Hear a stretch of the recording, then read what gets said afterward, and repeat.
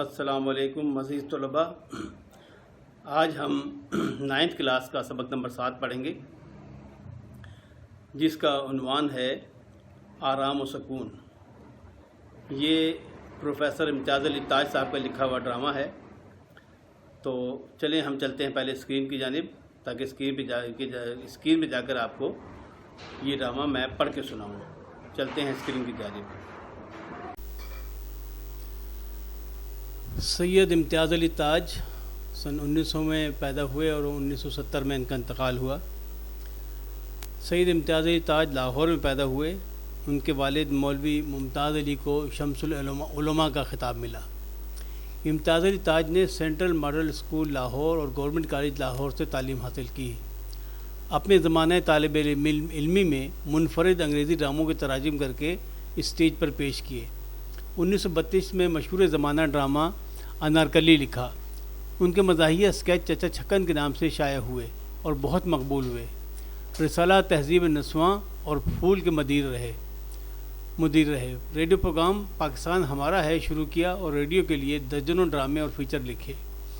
بہت سی فلمی کہانیاں بھی ان کی تحریر کردہ ہیں۔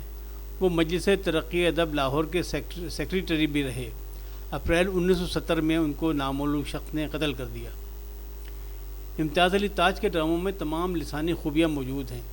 ان کی تحریر سادہ اور بے تکلف ہے۔ وہ الفاظ کا استعمال بڑے سلیقے سے کرتے ہیں اور معمولی الفاظ کو بھی اتنی خوش اسلوبی سے استعمال کرتے ہیں کہ وہ قاری کے ذہن پر گہرا اثر مرتب کرتے ہیں۔ ان کے ڈراموں کی زبان سلیس اور رواں ہے۔ امتیاز علی تاج کرداروں کی تخلیق میں بڑی فنی مہارت کا ثبوت دیتے ہیں۔ وہ اپنے کرداروں کو نفسیاتی تجزیے کے ساتھ آگے بڑھاتے ہیں۔ وہ محض کٹ پتلی نہیں ہوتے بلکہ جاندار، زندہ اور متحرک ہوتے ہیں۔ امتیاز علی تاج کے ڈراموں میں چستی، برجستگی اور بے ساختگی ملتی ہے۔ کسی ڈرامے کی کامیابی کے دار و مدار اس کے مکالموں پر ہوتا ہے۔ یہی وجہ ہے کہ انہوں نے مکالمہ نگاری کی طرف خصوصی توجہ دی ہے۔ ان کے ہاں جذبات نگاری کی ایسی حسین مثالیں ملتی ہیں جو اردو کے ڈرامائی ادب میں بہت کم دستیاب ہیں۔ ان کا ایک معروف ڈرامہ آرام و سکون اس کی واضح مثال ہے۔ ان کے مزاح میں کہیں کوئی تکلف نظر نہیں آتا، بس انہوں نے معمول کے واقعات اور کرداروں کے سیدھے سادے مکالموں سے مزاح پیدا کیا ہے۔ اب ہم ان کا ڈرامہ جو ہے آرام و سکون وہ شروع کرتے ہیں۔ تو یہ ڈرامہ کچھ ایسے شروع ہوتا ہے کہ ایک ڈاکٹر صاحب گھر آئے ہوئے ہیں، گھر کے صاحب جو ہیں وہ خاصے بیمار ہیں۔ تو اب ان کے ڈائلاگ شروع ہوتے ہیں۔ ڈاکٹر: جی نہیں بیگم صاحبہ، تردد کی کوئی بات نہیں، میں نے بہت اچھی طرح معائنہ کر لیا ہے، صرف تھکان کی وجہ سے حرارت ہو گئی ہے۔ ان دنوں آپ کے شوہر غالباً کام بہت زیادہ کرتے ہیں۔ بیوی: ڈاکٹر صاحب ان دنوں کیا، ان کا ہمیشہ سے یہی حال ہے، صبح 10 بجے دفتر جا کر شام 7 بجے سے پہلے کبھی واپس نہیں آتے۔ ڈاکٹر: جبھی تو میرے خیال میں انہیں دوا سے زیادہ آرام و سکون کی ضرورت ہے۔ کاروبار کی پریشانیاں اور الجھنیں بھلا کر ایک روز بھی آرام و سکون سے گزرا تو طبیعت انشاءاللہ بحال ہو جائے گی۔ بیوی: 20ویں مرتبہ کہہ چکی ہوں کہ اتنا کام نہ کیا کرو، نصیب دشمنہ صحت سے ہاتھ دھو بیٹھو گے مگر خاک اثر نہیں ہوتا۔ ہمیشہ یہی کہہ دیتے ہیں کہ کیا کیا جائے، ان دونوں کام بے طرح زوروں پر ہے۔ ڈاکٹر: ہر روز تھوڑا تھوڑا وقت آرام و سکون کے لیے نہ نکالا جائے تو پھر بیمار پڑ کر بہت زیادہ وقت نکالنے کی ضرورت پڑ جاتی ہے۔ بیوی: یہ بات آپ نے انہیں بھی سمجھائی؟ میں نے کہا سن رہے ہو ڈاکٹر صاحب کیا کہہ رہے ہیں؟ میاں: ڈاکٹر: جی ہاں، میں نے سمجھا کر اچھی طرح تاکید کر دی ہے کہ دن بھر خاموش لیٹے رہیں۔ بیوی: تو تاکید کیا میں نہیں کرتی، مگر ان پر کسی کے کہنے کا کچھ اثر بھی ہو؟ ڈاکٹر: جی نہیں، ابھی انہوں نے مجھ سے وعدہ کیا ہے کہ پورے طور سے میری ہدایات پر عمل کریں گے۔ بیوی: اور دوا کس وقت دینی ہے؟ ڈاکٹر: جی نہیں، دوا کی مطلق ضرورت نہیں، بس آپ صرف ان کے آرام و سکون کا خیال رکھیے۔ غذا جو کچھ دینی ہے میں لکھ چکا ہوں۔ بیوی: بڑی مہربانی آپ کی۔ ڈاکٹر: تو پھر اجازت؟ بیوی: فیس میں آپ کو بھجوا دوں گی۔ ڈاکٹر: اس کی کوئی بات نہیں، آ جائے گی۔ بیوی اونچی آواز سے پکار کر: ارے للو، میں نے کہا ڈاکٹر صاحب کا بیگ باہر کار میں پہنچا دیجیے۔ ڈاکٹر: ایک بات عرض کر دوں بیگم صاحب، مریض کے کمرے میں شور و غل نہیں ہونا چاہیے، اعصاب پر اس کا بہت مضر اثر پڑتا ہے۔ خاموشی اعصاب کو ایک طرح کی تقویت بخشتی ہے۔ بیوی: مجھے کیا معلوم نہیں ڈاکٹر صاحب؟ آپ اطمینان رکھیں، انہیں کمرے میں پرندہ پر نہ مارے گا۔ ملازم آتا ہے۔ للو: حضور۔ ڈاکٹر: اٹھا لو یہ بیگ تو آداب۔ بیوی: آداب۔ ڈاکٹر اور ملازم جاتے ہیں۔ قریب آ کر: میں نے کہا کیا سو گئے کیا؟ میاں: بس یوں ہی چپکا پڑا ہوا تھا۔ بیوی: بس چپکے ہی پڑے رہیے۔ ڈاکٹر صاحب بہت سخت تاکید کر گئے ہیں کہ نہ آپ بات کریں نہ کوئی آپ کے کمرے میں بات کرے، اس سے بھی تھکان ہوتی ہے۔ تمام وقت پورے آرام و سکون سے گزاریں، سمجھ گئے نا؟ میاں: کراتا ہے۔ بیوی: کیوں بدن ٹوٹ رہا ہے کیا؟ میاں: بیوی: کہو تو دبا دوں؟ میاں: بیوی: سونے کو جی چاہ رہا ہو تو چلی جاؤں؟ میاں: اچھی بات ہے۔ بیوی: اگر پیچھے کسی چیز کی ضرورت ہوئی تو اچھا بلانے کی گھنٹی پاس رکھے جاتی ہوں۔ گھنٹی کہاں گئی؟ رات میں نے آپ یہاں میز پر رکھی تھی۔ اللہ جانے یہ کون اللہ ہمارا میری چیزوں کو الٹ پلٹ کرتا ہے۔ کنڈی کی آواز: کون ہے یہ نامراد؟ ارے للو دیکھو یہ کون کیواڑ توڑے جا رہا ہے۔ للو دور سے: سقا ہے بیوی جی۔ بیوی: سقا؟ گھر میں بہرے بستے ہیں جو کم وقت زور سے کنڈی کھٹکھٹاتا ہے؟ اللہ مارو کو اتنا خیال بھی تو نہیں آتا کہ گھر میں کوئی بیمار پڑا ہے؟ ڈاکٹر نے تاکید کر رکھی ہے کہ شور و غل نہ ہونے پائے، اس سے کہو یہی وقت ہے پانی لانے کا۔ اچھی خاصی دوپہر ہونے کو آ گئی ہے۔ کل سے اتنی دیر میں آیا تو نوکری سے الگ کر دوں گی۔ میں نامراد کو 20 مرتبہ کہلا چکی ہوں کہ صبح سویرے ہو جایا کرے، کان پر جوں نہیں رنگتی۔ میاں: ارے بھائی اب بخشو اسے۔ بیوی: بخشوں کیسے؟ ذرا طرح دو تو یہ لوگ سر پہ سوار ہو جاتے ہیں۔ میاں: بیوی: کیوں زیادہ درد محسوس ہو رہا ہے؟ میاں: بیوی: للو سے کہوں آ کر دبا دے؟ میاں: بیوی: یہ دیکھو یہاں انگیٹھی پر رکھی ہے، آپ بتائیے آپ آ گئی یہاں، پاؤں تھے اس کے؟ یہ سب حرکتیں اس للو کی ہیں۔ کمبخت نے قسم کھا کی ہے کہ کبھی کوئی چیز ٹھکانے پر نہ رہنے دے گا۔ اللہ جانے یہ نامراد میری چیزوں کو ہاتھ لگاتا ہے کیوں ہے۔ للو: ارے للو۔ میاں: ارے بھائی کیوں نہا گول مچا رہی ہو؟ گھنٹی رات میں نے خود میز پر رکھی تھی، میز پر سے اٹھا کر انگیٹھی پر رکھ دی تھی۔ کراتا ہے۔ بیوی: تم نے وہ کیوں؟ میاں: ننا بار بار بجایا جا رہا تھا، میرا دم اریجنے لگا۔ کراتا ہے۔ للو آ کر: مجھے بلایا بیوی جی۔ بیوی: کمبخت اتنی دیر سے آوازیں دے رہی ہوں، کہاں مر گیا تھا؟ للو: گودام سے ریٹھے ڈھونڈ رہا تھا۔ بیوی: صبح سویرے کہا تھا کمبخت تجھے اب تک ریٹھے مل نہیں چکے؟ للو: جی مہلت بھی ملے، ادھر گودام میں جاتا ہوں ادھر کوئی بلا لیتا ہے۔ بیوی: ہاں بڑا کام رہتا ہے نا بیچارے کو، سر کھجانے کی فرصت نہیں ملتی۔ بھاگ یہاں سے، نکل جا کر ریٹے ڈھونڈ۔ للو جاتا ہے تو یہ گھنٹی یہاں تمہارے سراہنے رکھ جاتی ہوں۔ میاں کرا کر: کیواڑ بند کرتی جانا۔ بیوی: پیچھے اکیلے میں جی تو نہ گھبرائے گا تمہارا؟ میاں تنگ لگ کر: بیوی: ارے ہاں یہ تو میں نے دیکھا ہی نہیں، ڈاکٹر صاحب کھانے کے لیے کیا چیزیں لکھ گئے ہیں، کہاں گیا ان کا لکھا ہوا کاغذ؟ اے لو یہ تو نیچے پڑا ہوا ہے، ابھی کہیں کوڑے میں چلا جاتا تو؟ مالٹڈ ملک، نارنگی کا رس، ساگودانے کی کھیر، کیا تیار کرا دوں اس وقت کے لیے؟ میاں: جو جی چاہے۔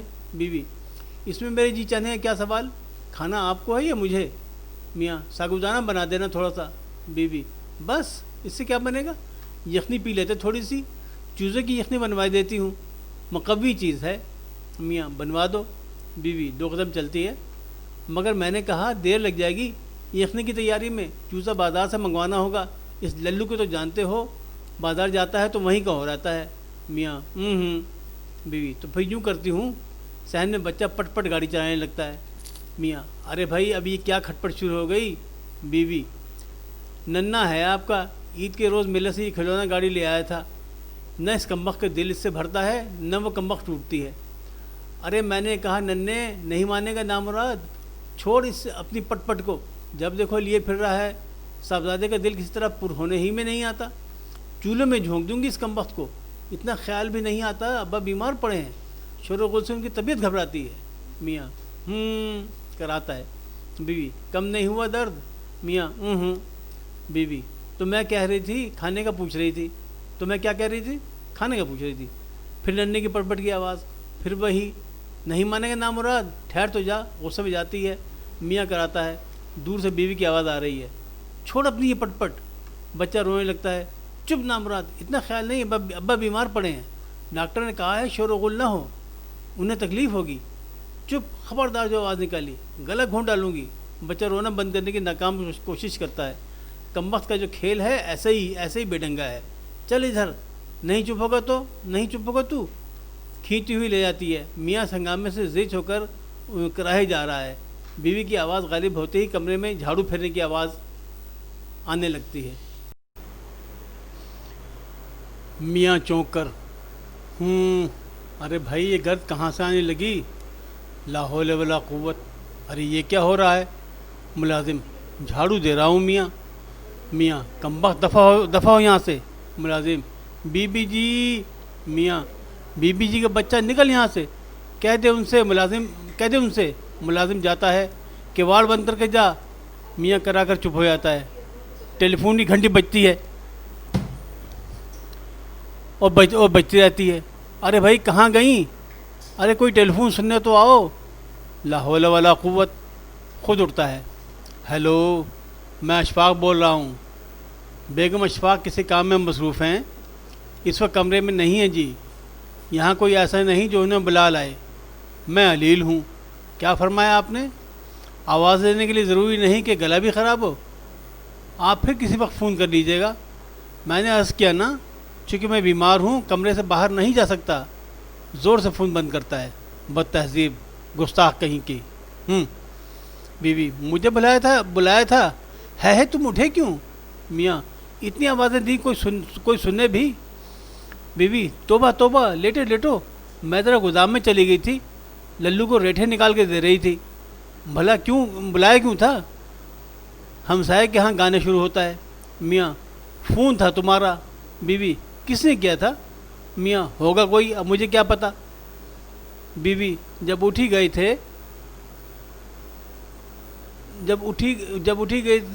تھے تو نام پوچھ لینا کوئی گناہ تھا؟ میاں، میں نے کہہ دیا تھا پھر فون کر لیں۔ بیوی، مفت کی الجھن میں ڈال دیا، اللہ جانے کون تھی اور کیا چاہتی تھی۔ میاں، ارے بھائی کوئی ایسا ضروری کام نہیں تھا، ورنہ مجھے پیغام نہ دے دیتی۔ تم خدا کے لیے ان ہمسائے کے صاحبزادے کا ہارمونیم اور گانا بند کراؤ، میرا سر پھٹا جا رہا ہے۔ بیوی، اب اسے کیوں کر روک دوں میں؟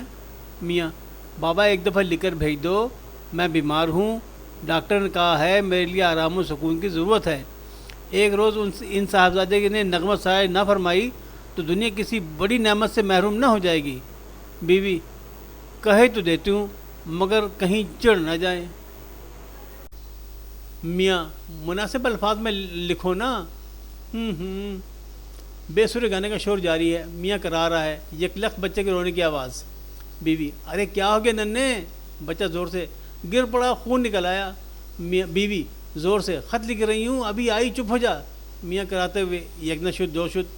بیوی، توبہ، آپ تو بکھلا دیتے ہیں، دیکھ رہے ہیں خط لکھ رہی ہوں، بچوں کو چپ کیوں کرا سکتی ہوں؟ نامراد چپ ہو جا، خون نکل آیا تو کیا قیامت آ گئی؟ ابھی آ رہی ہوں، 2 سطر لکھ لوں۔ میاں، ختم نہیں ہوا خط، جانے کیا دفتر لکھنے بیٹھ گئی ہو؟ بیوی، ابھی ہوا جاتا ہے ختم۔ اس غل میں ایک فقیر کی آواز بھی شامل ہو جاتی ہے۔ فقیر، بال بچے کی خیر، راہ ملا کچھ مل جائے فقیر کو، میاں کرا کر، بس انہی کی کسر رہ گئی تھی۔ بیوی، تو اب میں تو اسے بلا کر لینے ہی آئی۔ میاں، ارے تو خدا کے لیے اسے رخصت تو کراؤ۔ بیوی، او للو، ارے للو ہاون دھسے میں ریٹھے کوٹنے شروع کر دیتا ہے۔ بے سر گانے میں بچے کے رونے، فقیر کی صدا اور ہاون دستے کی دھمک شامل ہو جاتی ہے۔ میاں، ہائے توبہ توبہ ہائے۔ بیوی، ارے نامراد، ریٹھے پھر کوٹ لینا، پہلے اس فقیر کو رخصت تو کر دے۔ للو ریٹھے کوٹنے میں بیوی کی آواز نہیں سنتا۔ میاں جلدی کراتا ہوا گھبرا کر اٹھ بیٹھتا ہے، میری ٹوپی اور شیروانی دینا۔ بیوی، ٹوپی اور شیروانی؟ میاں، ہاں دفتر جا رہا ہوں، ابھی دفتر جا رہا ہوں۔ بیوی، ہے وہ کیوں؟ میاں، آرام و سکون کے لیے۔ عزیز طلباء، آپ کو میں نے یہ ڈرامہ پڑھ کے سنا دیا ہے، چونکہ خاصا طویل ویڈیو ہو جاتی ہے، اس لیے ہم نے سوچا یہ ہے کہ اس کو 2 حصوں میں کریں گے۔ پہلا حصہ جو ہمیں تو آج میں نے آپ کو پڑھ کے سنا دیا، اب دوسرا حصہ جو ہے مشق کا، وہ انشاءاللہ اب مطلب اس کے بعد مشق کا حصہ ہم جو ہے وہ اپلوڈ کریں گے. تو آپ سے گزارش ہے کہ آپ میرے چینل کو دیکھتے رہیے اور اس کو سبسکرائب کر کے بیل آئیکن کو دبا دیجئے اور آل کو سلیکٹ کر لیجئے تاکہ آپ کو میری ویڈیوز جو ہی میں اپلوڈ کروں آپ تک اس کی فوراً اطلاع پہنچ جائے. تو چلتے ہیں، جب تک کے لیے خدا حافظ، فی امان اللہ، السلام علیکم. براہ کرم میرے چینل کو سبسکرائب کر کے بیل آئیکن کو دبا دیجئے تاکہ میرے آئندہ کے اسباق کی اطلاع آپ کو فوراً ہو سکے. Thank you.